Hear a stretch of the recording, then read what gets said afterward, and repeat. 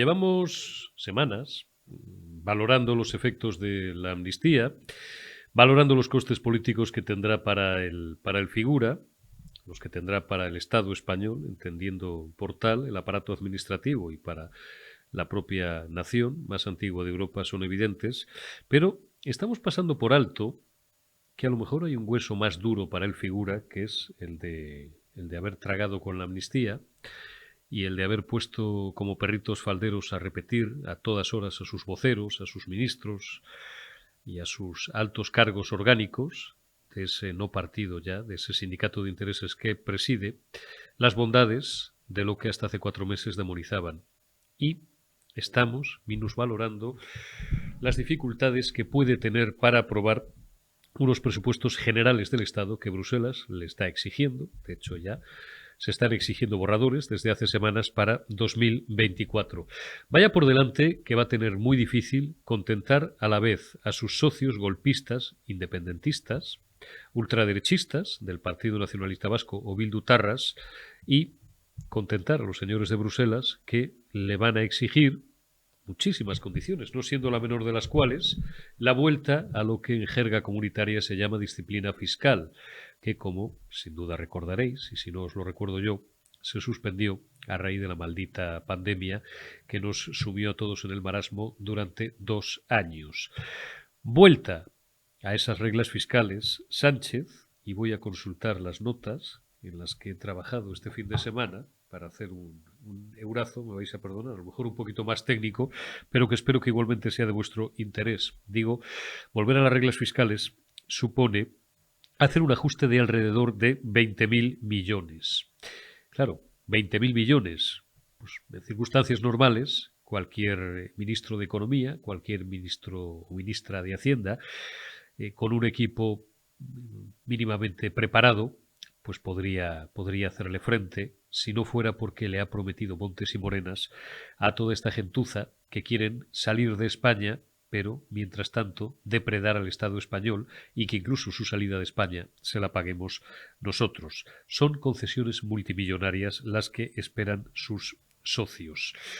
Tiene más complicaciones, digo, cuadrar estas cosas va a ser muy difícil, cuadrar ambos parámetros. Tiene muchos más toros que lidiar, o muchas más dificultades o más obstáculos en el camino de la aprobación de estos presupuestos, no siendo tampoco el menor de los cuales el que el Senado, donde el Partido Popular dispone de mayoría absoluta, se los va a torpedear, se los va a devolver. Y no es la primera vez, si no recuerdo mal fue en 2018, como una devolución de presupuestos pues hizo que tuvieran que estar prorrogados durante 3 años. Los últimos presupuestos famosos de la era Montoro, ¿os acordáis? Y fue por un escollo similar, que no los va a inhabilitar, por supuesto, pero los puede postergar o puede dilatar su aprobación durante meses. Eso sin contar con qué diablos pueden hacer los 5 diputados díscolos de devoción del señor Iglesias y la señora Irene Montero y la señora Belarra, la niña de la curva. Bruselas va a exigir que volvamos a la disciplina fiscal en 2024. Eso, entre otras cosas, contemplaría que el déficit en las cuentas públicas del Estado español no supere el 3% y que el paro no supere el 60%. Estamos en un déficit de casi un 5%, me dicen algunos. Bueno, por aquí han pasado economistas que lo han cifrado desde el 4,6 hasta el 3,8. Me da igual, en cualquier caso, está muy alejado de ese 3% como tope que impone Bruselas. En cuanto a deuda, pues ¿qué os voy a decir? Estamos en un 108, un 109. Bruselas exige un máximo de un 60% de deuda pública sobre Producto Interior Bruto, sobre PIB, y las previsiones de todos los organismos independientes son que tanto en 2024 como en 2025, como probablemente en 2026, sigamos más o menos en esos parámetros. 105, un 106%, una barbaridad. No hay un Dios ahora mismo, y mucho menos con estos manguanes al frente de las cuentas públicas, que sea capaz de rebajar, por mucho que marraneen, el sistema de contabilización de la deuda, Instituto Nacional de Estadística, organismos dependientes, todos los independientes les tiran abajo siempre las cuentas. No hay forma humana de bajar ahora mismo de un 100% el ratio sobre PIB de la deuda pública. La estabilidad de la legislatura, decían los señores del PSOE, ufanándose de la garantía o de las garantías que creían haber recibido de Junts per Catalunya, el partido que preside o que lidera el prófugo delincuente de Waterloo, Carlos Puigdemont. Pues la estabilidad va a ser la que yo os diga. De entrada, ese veto del Senado que podría tirar abajo las cuentas públicas. Sigo explicando, es que no quiero llenar este brazo de datos, pero quedaros cuando menos con la música. Hay alguna dificultad más de carácter fiscal. Las comunidades autónomas, en virtud de que, gracias a, o por obra y gracia de la inflación, los ingresos fiscales han subido una barbaridad, las comunidades autónomas deben ser recipendiarias de una liquidación para el próximo ejercicio no inferior a los 14.000 millones de euros. ¿De dónde coño los vas a sacar, María Jesús? Esta que decía, ya no recuerdo cómo era la cita literal, ¿no? Aquel total, recién estrenada ella, y jacarandosa y muy del sur, que decía que, bueno, que esto se quitaban 1.000 millones de aquí, se metían de allí, ¿qué más daba y tal? 14.000 millones de pavos. Le vas a tener que pagar a las comunidades. Ya veremos a ver de qué partida las sacas. El papel lo aguanta todo, pero claro, todo tiene un límite. Y esa va a ser otra dificultad y grande para cumplir ese objetivo de déficit de 2024. Cierro, insisto, por no llenaros de datos este brazo y no hacerlo excesivamente técnico. Esto incide, y no es menor, en algo que también es sustancial, más si cabe con el nivel de deuda que arrastramos, y es la confianza de los mercados. ¿Quién diablos va a querer prestar dinero al Reino de España, que lleva años, junto con Grecia y junto con Italia, pues no chupando de la piragua, bueno, aprovechando la generosidad de los manguerazos del Banco Central Europeo, que como sabéis, a diferencia de la Reserva Federal, tiene prohibido emitir moneda, imprimir papelitos, darle a la maquinita, pero que en la práctica puede hacerlo de otra manera y es comprando en el mercado secundario a cascoporro deuda de los países en mayores dificultades, básicamente de los países del sur de Europa. Eso se va a acabar, eso se está acabando ya. Por tanto, pues tendremos que seguir financiando esa elefantiásica deuda que tenemos, producto de un déficit estructural que no hemos sido capaces de enmendar, pero no ya este gobierno, en los 47, 48 años que llevamos de democracia, y este dato, pues creo que nos lo daba aquí un día Riera, y creo que también en alguna ocasión, charlando con Daniel Lacalle, en todo el periodo que va desde la restauración de la democracia en España, solamente ha habido 2 ejercicios, y creo recordar que fue con José María Aznar, que fueron superavitarios. El resto han sido todos deficitarios. Por tanto, ese déficit que motiva que tengamos que imprimir cada vez o sacar al mercado cada vez más papelitos para que nos lo compren, bueno, pues y para que nos financien nuestro disparatado gasto público, pues si la confianza de los mercados al ver todos estos tejemanejes decrece, el tipo de interés, esto hasta el más tonto, hasta Yone Belarra y Irene Montero lo pueden entender, subirá y subirá y subirá y subirá. Ahora Milei en Argentina va a tener un problema grande. Para empezar a dolarizar necesita no menos de 40 a 50 mil millones de dólares para empezar a hablar. ¿Quién se los va a aportar? Pues seguramente los llamados fondos de alto riesgo. No me quiero ir del tema, ni quiero tampoco volver a ponerme técnico, ¿no? Bueno, pues aquí en España, sin llegar a sus extremos, de momento, aunque si siguieran gobernando estos tíos una legislatura completa o 2, ya veríamos, pues tendremos que salir al mercado. Standard & Poor's dio el otro día una alerta o un aviso a navegantes que sería para que cualquier ministro de Economía y cualquier ministro de Hacienda medianamente serio se tentara la ropa. Veréis, y yo lo comentaba con algunos amigos en privado, que, bueno, me venían a decir, hombre, queda mucho para esto, tampoco es tan... Bueno, cuidado. No es disparatado pensar en que, pues, de una semana para la siguiente, cualquier agencia de calificación nos rebaje el rating de la deuda y empiece Cristo a padecer. Y a partir de ahí se empiece a disparatar el tipo de interés de nuestra deuda pública. Hay 50.000 mecanismos para evitar esto. Sí, por supuesto que los hay, pero tendrían un coste muy grande para las arcas públicas. Y un gobierno débil, un gobierno, y ahora ya me paso y cierro este brazo a la parte puramente política, porque al final todo tiene que ver. Un gobierno que no es dueño de sí mismo ni de sus decisiones, sino que está en manos de las exigencias, no solo políticas, sino económicamente depredadoras, de unos progolpistas o golpistas, de unos proetarras y de unas comunidades, básicamente 2, el País Vasco y Cataluña, que no paran de reiterar que hay de lo suyo, a una costa de joder a las 15 restantes. Os recuerdo, Caja de la Seguridad Social, PNV, País Vasco, 100% del IRPF, por citar solamente un ejemplo fiscal, el más conocido, a Cataluña. pues no parece ser un gobierno en las mejores condiciones para superar cualquier tormenta perfecta o cualquier cisne negro que pudiera surgir en el camino inmediato. 2024 va a ser un mal año. Dicen ahora algunos que quizás no tan malo como habíamos previsto hace algunas semanas o hace pocos meses.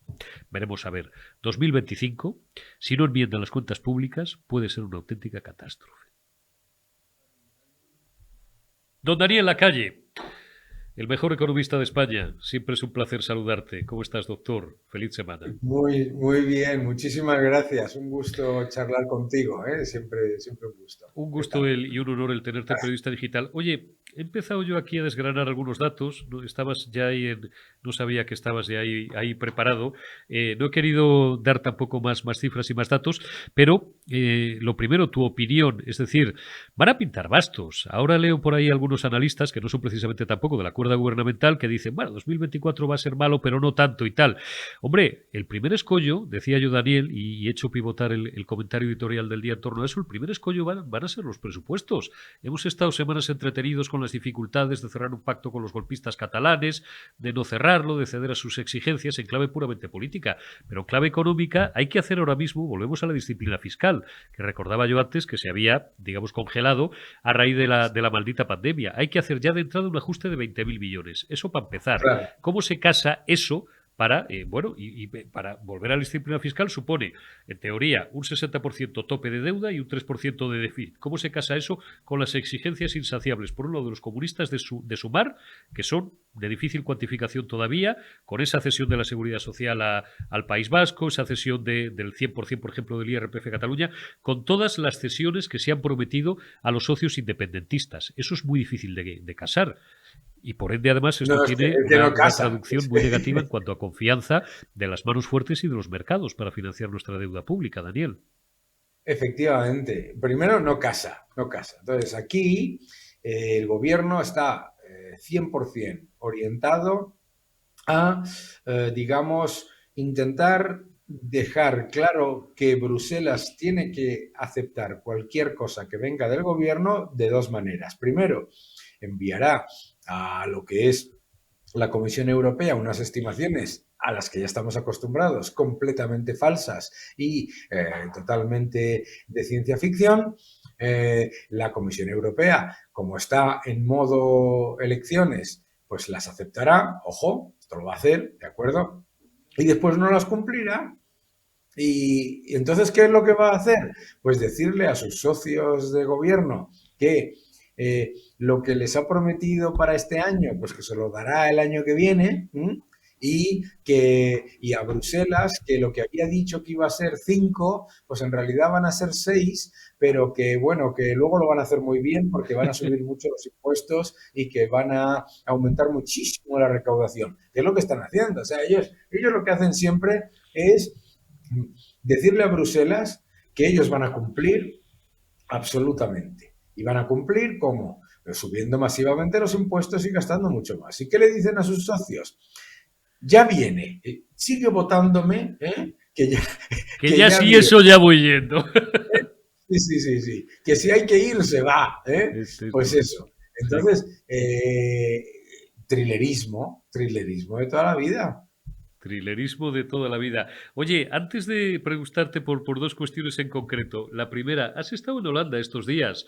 Tengo yo Sí. curiosidad, perdóname que me salga la beta política que llevo dentro. ¿Cómo has encontrado Holanda después de esas recientes elecciones, bueno, que han puesto a muchos aterrados ante, ¡oh, la ultraderecha también se adueña de Holanda y tal y no sé qué! Y nos han dejado otros muy contentos porque, bueno, dices, coño, pues ya que en España estamos casi perdidos y somos ya prácticamente la Venezuela del Mediterráneo, pues joder, hay sitios donde todavía la gente conserva la racionalidad y el sentido común.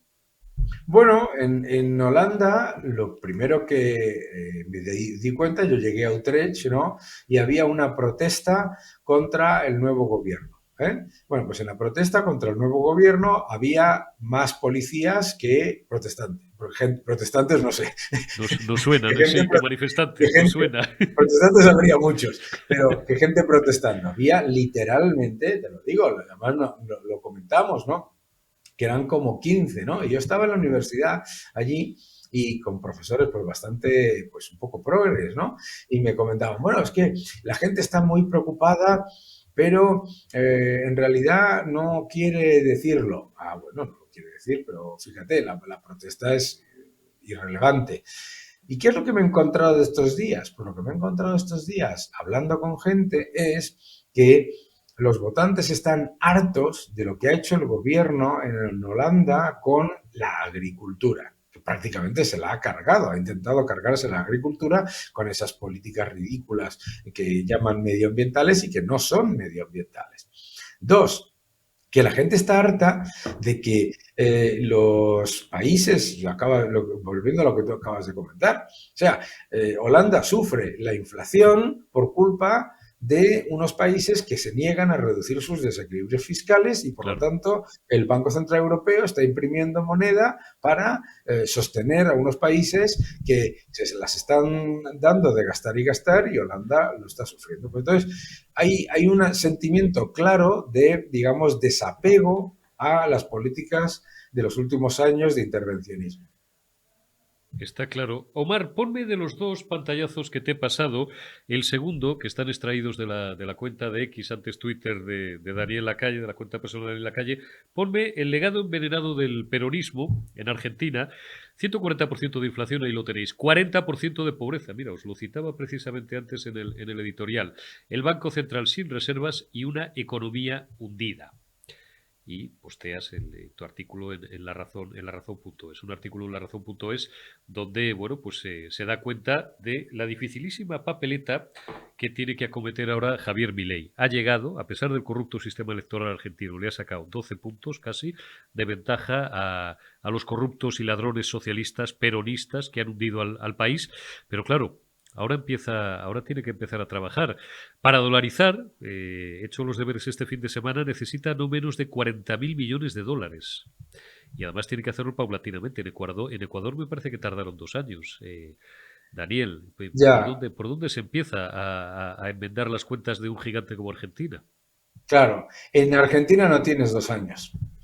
¿Por qué? Porque al contrario que en Ecuador, esto no se suele decir, en Argentina el Banco Central está completamente quebrado, reservas netas negativas. El Banco Central de Ecuador tenía reservas, no tenía muchas, pero tenía reservas. El Banco Central de Argentina tiene reservas netas negativas.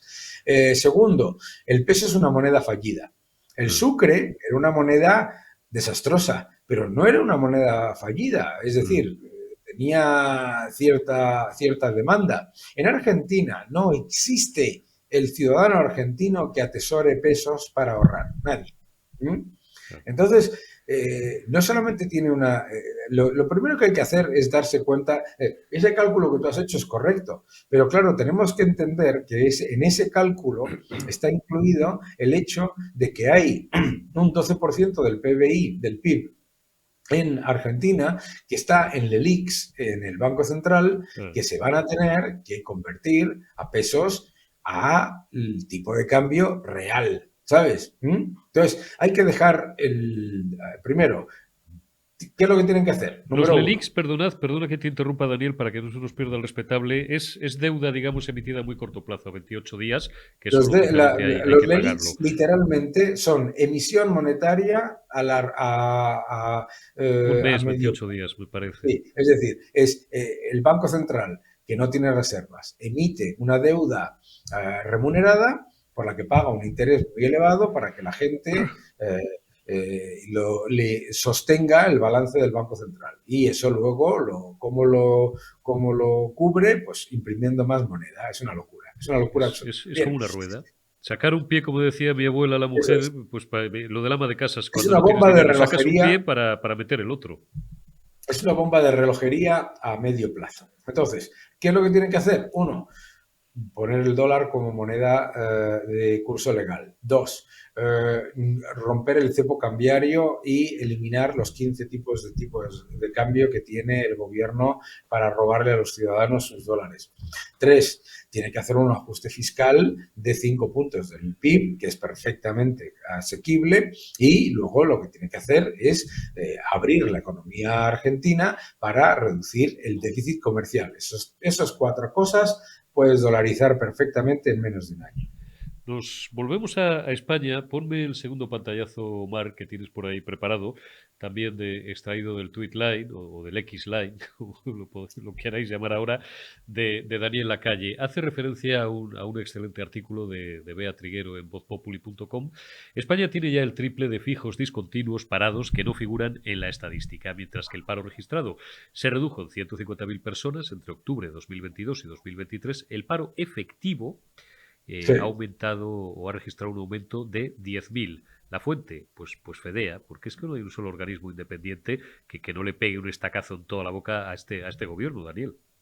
Claro, es que lo del paro efectivo, que es algo por lo que los populistas y toda esta patulea de gentuza me criticaron a mí cuando yo dije en medio de la pandemia y cuando el gobierno decía que la pandemia no iba a tener efectos importantes, yo dije que el paro se podía ir al 35%. Sí, El paro señor. efectivo Y te llegó pusieron a al, caer de un burro. Y te siguen poniendo. llegó Todavía al, hay algún imbécil que lo sigue recordando, tergiversando tus palabras o descontextualizándolas. claro, el paro efectivo llegó al Claro. 35% 3 meses después. Bueno, pues aquí lo que demuestra Fedea de nuevo es que el paro efectivo en España es muy superior al paro oficial. Y que ese paro efectivo ha estado aumentando, y esta es la clave, en un periodo en el que el gobierno te dice que el paro ha estado bajando. Está meridianamente claro. Daniel Lacalle, que como siempre es un placer charlar contigo, no te robo más minutos. Cuídate y vamos a ver si el figura y María Jesús Montero, que ahora además la han puesto galones, ya es vicepresidenta cuarta, son capaces de hacer la cuadratura del círculo, de contentar a Bruselas, como Y a arrancábamos los diciendo, socios, y de que sus socios les apoyen los presupuestos. Te envío un abrazo, Daniel. soplar y sorber a la vez. Parece que es prácticamente imposible, incluso para Pedro Sánchez, que es un tipo que se crece bajo presión. Un abrazo, Daniel. Hasta la Un próxima. abrazo, muchas gracias, un fuerte abrazo. Continuamos en Generación Euro. Pues dejamos ya al doctor Daniel Lacalle, como siempre es un honor para nosotros el tenerle casi todas las semanas en Generación Euro y saludamos a mi buena amiga Carmen Obregón, analista económica de Objective. Carmen, ¿cómo estás? Feliz semana. ¿Qué tal? Feliz semana. Buenos días a todos. Buenos Pues días, muy buenas buenos. tardes, lo que sea. En función de cuando nuestros amigos quieren recuperar este enlace. Oye, Carmen, Claro. lo primero, has llegado hace un ratito de un acto interesante, creo, como todos los que cubres, porque eres capaz de sacarle ahí toda la sustancia que la propaganda gubernamental opaca. Un acto en el que ha estado el secretario de Estado, un acto de fondos, pero en el que se han vertido algunas cuestiones políticas de calado. Cuéntame. Sí, fíjate que, disculpa, fíjate que el secretario de Estado, dentro de que es una persona que evidentemente tiene que repetir el argumentario político que se establezca desde Moncloa y desde los canales pertinentes, pero dentro de lo que cabe es una de las personas del gobierno, yo diría que más aseadas. Yo creía que iba a ser ministro de Economía, pero bueno, ya sabemos que ahí hay un rifirrafe y tienen aparcado a Escrivá para que entre cuando ella se vaya. Hoy hemos leído cosas de que es posible que se vaya al BEI a cambio de que Alemania se quede con otra cosa y Francia se queda con el culo al aire. El marraneo habitual, el marraneo habitual. Sí, el chalaneo. chalaneo. Exacto. Pues sí, como te decía, el secretario de Estado, Gonzalo García Andrés, ha estado hablando de fondos. Ya lleva varias semanas hablando de la adenda en distintas instituciones, sobre todo con los consultores. Los consultores están muy preocupados porque, oye, de alguna manera también median para que esos fondos lleguen a la luz, ¿no? Entonces, ¿ha dicho alguna novedad? Pues no ha dicho ninguna cosa que ya no conociéramos, que no hubiera dicho en Lloret y Cuenca. Hoy estaba con Ernst & Young, por cierto, edificio impresionante, desde que se ve todo Madrid, pero no ha dicho Será por más. dinero, Carmen. Será por dinero. Será por Oye, dinero. pero que me ha costado subir a la, 20 a la planta número 20, ¿eh? Que yo normalmente más de la 10 ya me subo andando. Pero no, ha hecho un gran esfuerzo y no se ha Ujú. notado. Que no se nota el ascensor, no el miedo que yo tenía.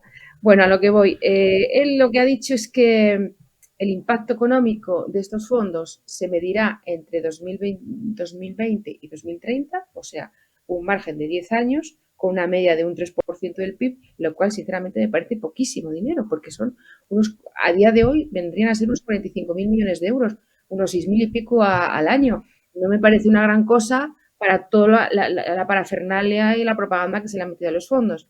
Bueno, esa es una de las cosas. Otra de las cosas que ha dicho, que eso me ha resultado también interesante, es que, como tú sabes, la adenda está básicamente apoyada en préstamos, ¿no? Entonces, las empresas tienen una preocupación. Tenemos que ejecutar las obras que vengan o que podamos hacer, ¿no? A través de esos préstamos a final de 2026. Bueno, pues no. O sea, lo que tienes que tener es el crédito concedido antes de finales de 2026, pero la ejecución de la obra que tengas que realizar no tiene por qué ser en 2026. Yo no sé, pero yo tengo la sensación de que esta pequeña letra pequeña, valga la redundancia, no se conocía con exactitud. Y luego, por otra parte, ha hecho mucho hincapié en el pleno empleo. Y si quieres, te lo dejo ahí una pelota a la red para luego devolvértela. Y te explico por qué me preocupa lo del pleno empleo. ¿Por qué te preocupa lo del pleno empleo? Qué buen amigo eres. Oye, pues mira, no me preocupa, al contrario, me encantaría que en España hubiera pleno empleo. Pero dadas las estadísticas que Con estamos Aznar casi lo manejando, hubo. con Aznar estuvimos cerca del pleno empleo. Estuvimos Sí, cerca. porque el Creo que pleno llegamos empleo, a tocar un 7 y pico de paro, ¿no? Un 8, hablo de sí, memoria, ¿eh? un 8%. Un 8. En Estados Unidos Claro, es un 3,5, pero aquí un 8 de paro no lo habíamos visto en claro. la puñetera vida. eh, y en Europa es el 6. Entonces, Así es. depende cómo sea el pleno empleo. Pero el gobierno está muy interesado en que ese mensaje cale en la opinión pública. El esfuerzo que va a hacer el equipo de Pedro Sánchez, el equipo económico, para que el pleno empleo se consiga en esta legislatura. Y yo digo, ¿y cómo se va a conseguir? Porque la productividad ha caído. Ajá. Cada vez hay más personas que tienen muchos más contratos de trabajo, pero sin embargo el número de horas trabajadas aún no se ha recuperado. Eso no es pleno empleo. Claro, eso es lo que pasa, que te arroja una estadística que es muy favorable para decir que hay más gente trabajando y que la tasa de temporalidad ha bajado, pero el trabajo es de peor calidad. Es una trampa. No sé, voy a ser escéptica, pero de lo que nos ha hablado el secretario de Estado es de una fórmula para llegar a ese pleno empleo a lo largo de la legislatura a través de los subsidios, que estaría muy bien que las personas que reciben un subsidio, de verdad, los servicios de empleo se esforzaran para enfocarles en un camino laboral, ¿no? Y que no sea tanto subsidio y que sea más respuesta en el trabajo, pero como eso hasta ahora no ha ocurrido y ya sabemos cómo funciona, tú y yo bien sabemos cómo funcionan los servicios de empleo y cómo funciona el SEPE, pues me parece casi más que una cuestión de creencia, ¿no? De fe en que Ahí, eso vaya a ahí. ocurrir. Es que el SEPE no existe, son los padres. Yo llevo 20 años diciéndolo. Claro, los servicios de empleo se desarrollan a través de las comunidades autónomas, pero el SEPE tiene también esa función. Otra cosa es que no la desempeñe y No no la la haga. cumple. Eso es otro problema. Ese es otro problema. De hecho, no coloca a más del 2% de la gente. 2% de la Pero gente. después de la gente, es que es una cifra tan triste. Si Es es una que ha maldita sido vergüenza. reprobado, y ha Están sido simplemente reprobado para por gestionar Europa. subsidios. Perdona, Carmen, que te estoy interrumpiendo. Es que lo del SEPE Sí, es una de las mayores vergüenzas de la administración pública en España. Lo siento, es la puñetera realidad. Pregunten ustedes a cualquiera que lleve un año y medio, 2 años en paro y ya verán lo que les cuentan de los funcionarios del SEPE. Me da pues igual hacer tú pocos has dado amigos. sí, tú- no, ¿Mm? pero si es que la misma gente del SEPE está también un poco hasta las Ah, narices. Pero tú has dado ahí en la clave de bóveda, porque si el SEPE es el que se va a ocupar de desarrollar esta última parte de la reforma del mercado laboral que tiene que ver con el subsidio y la incorporación ah. de esta gente en el mercado de trabajo, pues entonces estamos vendidos. O cambia el SEPE o aquí no va a pasar, no va a pasar nada. Bueno, pues ahí no sé, yo me he quedado un poco me he quedado un poco preocupada por ese tema, porque si al final en lo que se va a convertir es en un maquillaje estadístico como los hijos discontinuos, me temo que estamos ante otra nueva operación Estamos de perdidos. propaganda, ¿no? Mm. Claro. Bueno, vamos a ver qué sucede y solo cabe esperar y ser, como yo siempre digo, espectador de la realidad, ¿no? Un poco, como si Espectadores vieras de la una bola de realidad. Muy rápidamente, Carmen, para terminar, lo comentaba antes en detalle con Daniel Lacalle y hoy he dedicado la editorial a esto. Las dificultades, nos duele la boca ya de hablar de amnistía, de las dificultades o no del figura para cuadrar con el delincuente de Waterloo, pues sí, hacer ahí trazo fino para al final tragar con todo lo que le pidan, pero ya estamos en otra pantalla y ahora hay que ponerse ya en modo presupuestos, en modo economía. Es muy difícil, igual que le decía a Daniel, te lo digo a ti, es muy difícil cuadrar a la vez, es decir, la necesidad de que en 2024 ya tengamos que ajustarnos otra vez a las reglas fiscales que se congelaron en la pandemia, 60%, vuelvo a recordar, de deuda, 3% de déficit y tal, mientras le has prometido botes y morenas a los comunistas de Sumar y a los independentistas catalanes y a los del Partido Nacionalista Vasco. ¿Cómo va a conseguir esto el gobierno? De momento tiene que hacer un ajuste de 20.000 millones de pavos, hacer una liquidación porque han ingresado por culpa de la inflación muchísimo más fiscalmente, tiene que hacer una liquidación el próximo ejercicio, no sé si a lo largo de todo el ejercicio o los 3-6 primeros meses, esto ahora estoy dudando de que tenga el dato completo, de no menos de 14.000 millones. ¿De dónde van a sacar toda esa pasta, Carmen? Bueno, eso ya sabes como me decía la ministra de Hacienda, ¿no? Que son mil eurillos, que son Sí, 1.000 millones de eurillos, que se por lo 14.000 recordaba también. antes, lo de los 1.000 millones, ¿qué más da? 14.000. Mira, a ver, es que la gente que nos dedicamos a la economía siempre estamos tratando de buscar el número, el porcentaje, tal, pero yo creo que hay que ponerse en otra pantalla y es en la pantalla de la actuación y de la praxis política. Yo creo que todos los partidos que han apoyado, que han sido socios de investidura de Pedro Sánchez, con todos ya están pactados los presupuestos. Con todos. No me cabe ninguna duda. Luego harán pantomimas, escenografía, performance, como se dice ahora, pero eso está más o menos arreglado, alicatadito y, en fin, nos lo van a meter, pero tal. El problema es que, como bien sabemos, el Senado, la mayoría del Senado la tiene el Partido Popular y no la tiene no la tiene el gobierno, y los presupuestos llevan un procedimiento, un mecanismo legislativo que primero pasa por el Congreso y una vez que pasa por el Congreso luego van al Senado. Si el Senado no está de acuerdo se devuelven y vuelven de nuevo al Congreso. Eso sería ir frenando un poco la aprobación de la ley presupuestaria, que supuestamente es la ley más importante que tiene un gobierno, que tiene un país. Entonces, ¿qué es lo que cabe esperar? Pues ya estamos oyendo que el Ejecutivo de Pedro Sánchez lo que quiere hacer es cargarse la ley de estabilidad presupuestaria, que es la que controla esos presupuestos, y pasar con un rodillo por encima del Senado. No sé cómo se puede hacer, pero como ya estamos acostumbrados a pues eso lo veo, y no soy jurista, pero lo veo, Carmen, perdóname, en un conflicto de competencias como la Catedral de Burgos ante el Supremo. Doy ideas. Y si no, algo parecido. Pero en cualquier caso, no sé si dilataría, si interrumpiría el procedimiento.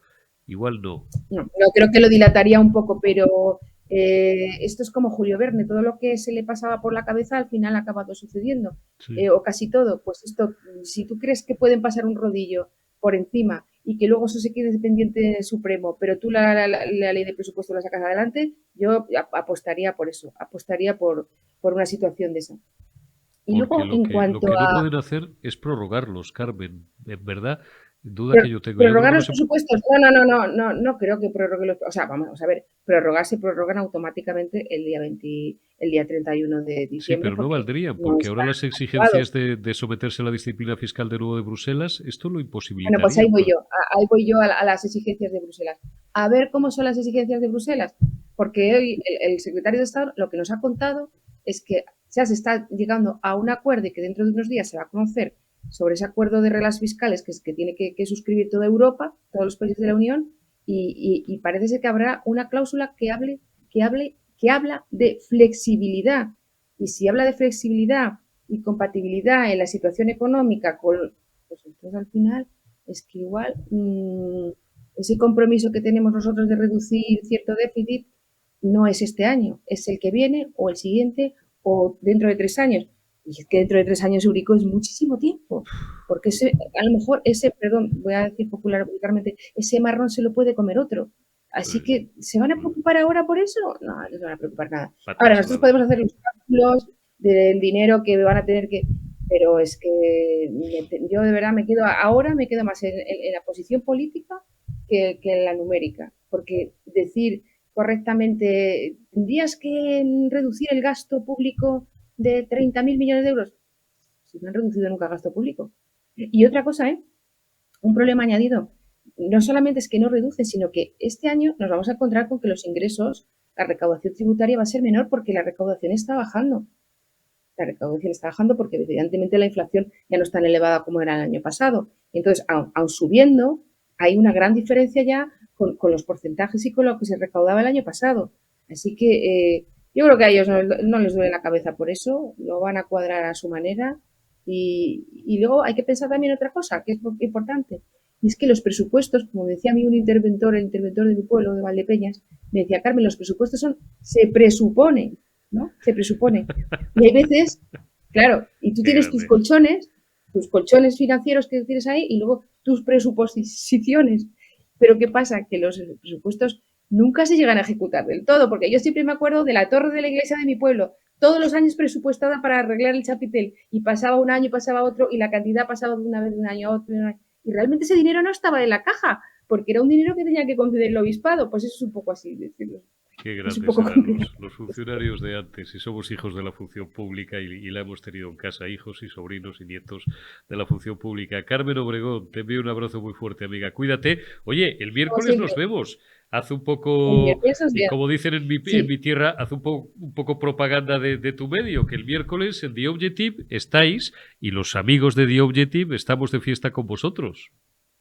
Sí. Propaganda no, que no me gusta lo de la propaganda. Eso ya se lo dejamos a otros. Esto es. Yo voy a mandar un mensaje muy bonito. Y es que The Objective este miércoles cumple 10 años. La gente, pero 10 años no nos parece que haya pasado tanto tiempo que esté digital funcionando. Bueno, realmente como digital generalista lleva 2 años, pero como proyecto empresarial que empezó de una manera con un germen cultural, lleva 10 años. Y lo vamos a celebrar en una fundación súper bonita, que es la Fundación Ortega Marañón, antes Ortega Gasset y ahora Ortega Marañón, que está en la calle Fortuny, Madrid. Vamos a celebrar la fiesta con los amigos, los colaboradores, pues toda la gente que nos apoya, que cada vez es más. Y a todos cuanto quieran, pues ahí estamos nosotros.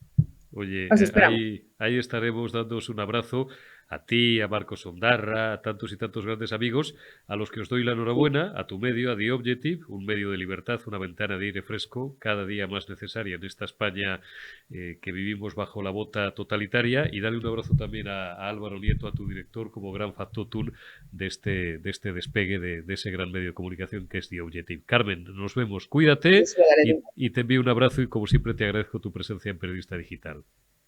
Venga, buena semana. Buena semana, Carmen Obregón. Gracias también a todos vosotros. Mañana más y mejor. Hasta mañana.